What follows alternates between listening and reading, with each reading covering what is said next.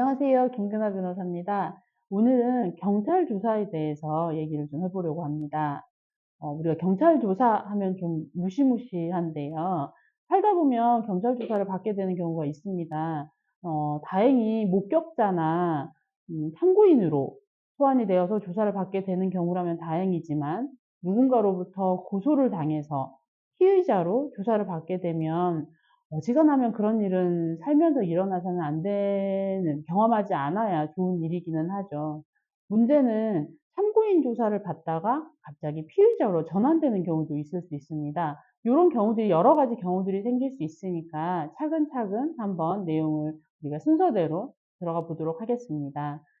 먼저 참고인과 피의자가 어떤 차이가 있냐면, 중요한 인물인 피의자는 죄를 지었다고 의심받는 사람입니다. 그래서 피의자라고 하는데요. 의심을 받고 있는 사람이다라고 보시면 되고요. 대체로는 범인, 잘못한 사람, 누군가한테 죄를 저지른 사람으로 의심되는 사람이라고 보시면 됩니다. 반면 참고인은 피의자 아닌 다른 사람인데요.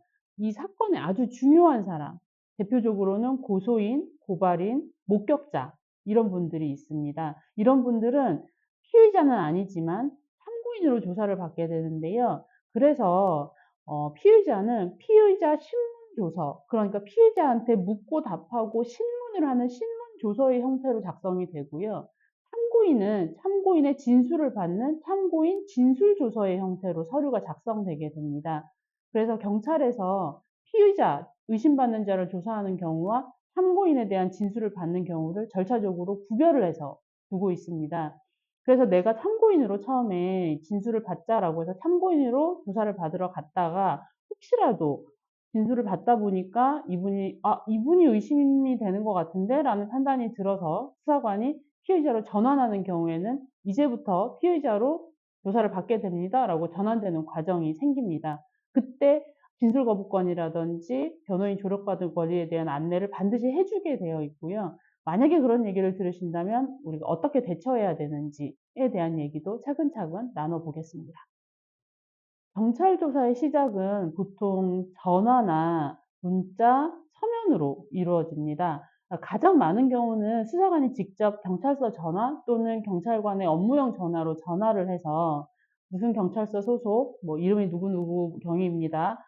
지금 무슨 사건으로 조사가 필요하니 언제 시간이 맞으시면 나와서 조사 한번 받아주십시오 라고 전화가 오는 게 대부분입니다.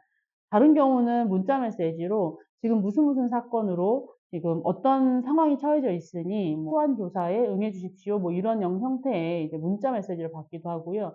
경우에 따라서는 집으로 우편물이 오기도 합니다. 근데 우편물을 보내게 되면 경찰도 조사 일정을 잡기가 좀 어렵죠. 우편으로만 보내고 통지를 했는데 그날 일정이 안 맞으면 못 나오잖아요. 그러면은 기껏 시간을 비워놨다가 조사를 못하게 되는 경우가 생기니까 대부분은 전화로 합니다.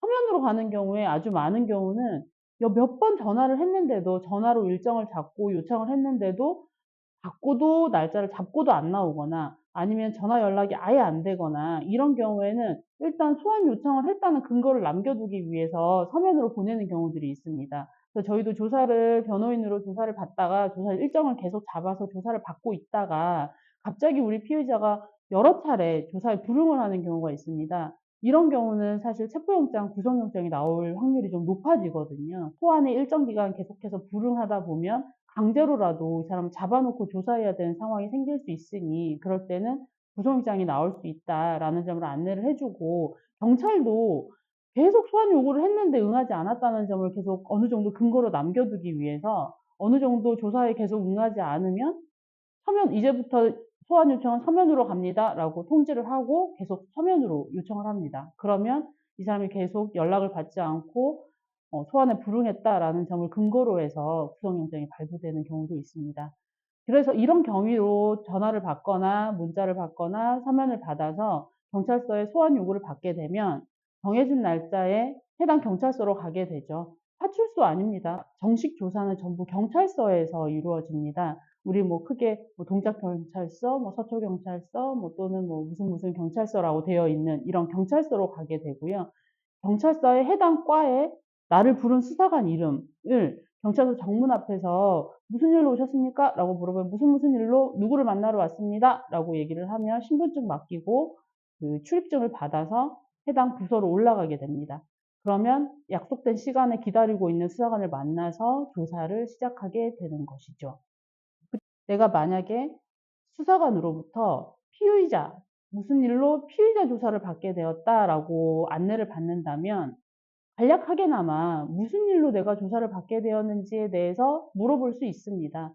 그럼 수사관은 간단하게 선생님 뭐 언제 무슨 일이 있어서 요 일로 조사를 받게 됐습니다라고 아주 간단하게 안내를 받으실 수 있거든요.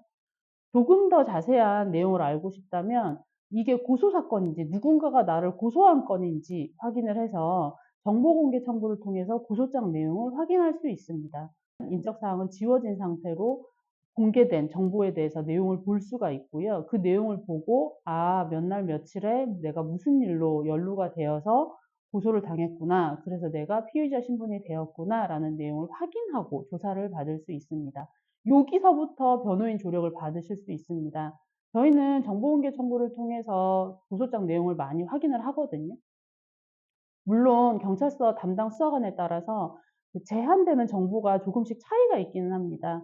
아무리 실수라도 피해자의 인적 사항을 공개하는 경우는 절대 없고요.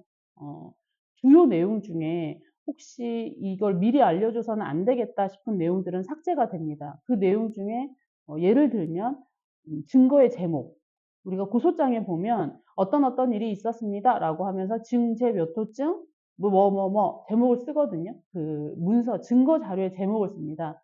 예를 들면 전화 녹음 또는 현장 녹음 또는 CCTV 영상 이런 식으로 제목이 들어가는데 고런 증거 제목들까지도 지우는 경우들이 있긴 있습니다. 그래서 피해자의 인적 사항은 반드시 삭제를 하고요. 고런 주요 내용 중에 일부 공개되어서는 안 된다라고 판단되는 내용들도 일부 지워서 공개되기도 합니다.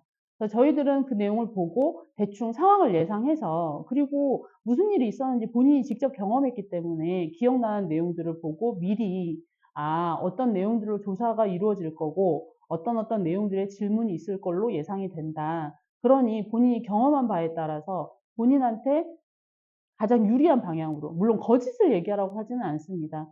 있는 사실을 그대로 얘기하되 혹시라도 의심받을 만한 상황이 있다면 그 의심을 해소하는 진짜 진실, 진짜 있었던 일 그대로를 준비해서 나가죠. 그래서 저희가 미리 상담을 통해서 어떤 내용으로 진술을 받아야 될지에 대한 계획을 세우고 같이 동석을 해서 조사를 받게 되는 과정을 거치게 됩니다. 만약에 이거는 변호사를 선임하셨을 때 이루어지는 일이고요. 혹시라도 혼자 받으시러 가게 된다면 직접 정보공개 청구를 해서 내용을 확인하시고 정해진 날짜에 조사를 받으시면 됩니다.